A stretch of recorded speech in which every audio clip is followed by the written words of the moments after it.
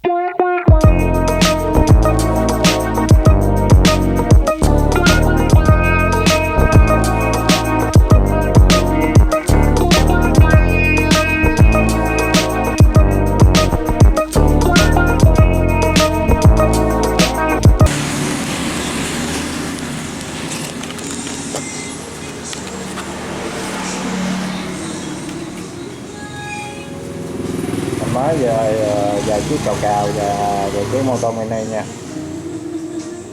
Moto mini không có đề, giá 3.600.000. Cào cào sản xuất không có đề nha. Cào cào này mới đập thùng ra nên chưa có lên tem, chưa có gắn cổ vô, nhìn nó chưa có hoàn thiện lắm nha. Đây, xe còn rất mới, lên tem nữa rất đẹp. Nó có một cái tem rời này, tem rời của mỗi chiếc với lại cái mặt nạ dán lên rất đẹp. Cào cào thì nó có phục nhúng sẵn luôn rồi, có phục nhúng sẵn. Cào cào giá là 3.800.000 một chiếc, giật dây không có đề. Cào cào thì nó cao hơn Moto mini ra một chút xíu nha. Còn Moto mini không đề, giá là 3.600.000, rất đẹp. Cuộc úp xe đao và mạ rơm luôn, xanh lá cây đẹp lắm, màu xanh lá cây đẹp. Màu vàng là phục màu vàng, màu đỏ, màu cam phục màu cam, mạ rơm hết, nhìn rất là ngầu. Cào cào là giá 3.800.000 nha mấy bạn. Còn Moto mini là giá 3.600.000, tất cả đều không có đề, chỉ giật dây thôi nha. Rất đẹp. Ok, mấy bạn nào ở thành phố Hồ Chí Minh thì tới trực tiếp shop mình để xem hàng và mua hàng luôn, giao dịch trực tiếp. Còn nếu mà ở tỉnh á, mà muốn mình ship hàng á, thì phải chuyển khoản trước 600.000 ngày mình mới ship được nha. Thì sau khi chuyển khoản trước 600.000 ngày mình sẽ giao hàng cho mấy bạn nhận được hàng và thanh toán số tiền còn lại nha.